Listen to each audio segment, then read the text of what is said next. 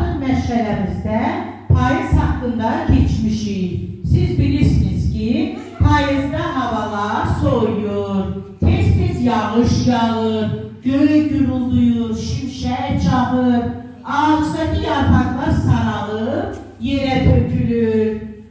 Hər yer, hər tərəf xəzəl olur. Uşaqlar payıza qızıl payız da deyirlər. Gəlin indi vaxtı ötürmədən bayramımıza başlayaq.